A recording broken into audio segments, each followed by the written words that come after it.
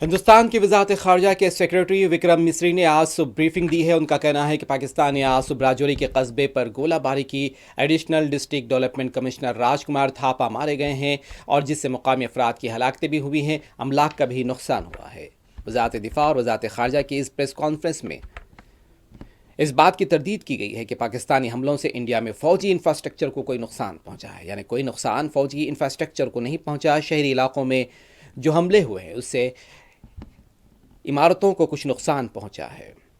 Indian فضائیہ کے wing commander نے کہا کہ پاکستان نے مسلسل بدنیتی میں پر مبنی غلط معلومات کی مہم چلائی ہے، اور جس میں آدم پور میں انڈین S-400 کو نقصان اور سورت اور سرسا میں ہوائی اڈوں کی تباہی اور دیگر دعوے کیے ہیں جو کہ جھوٹے ہیں۔ Pakistan shelled the town of Rajouri, killing the additional district development commissioner Sri Rajkumar Thappa, adding to the civilian casualties and the damage in that state.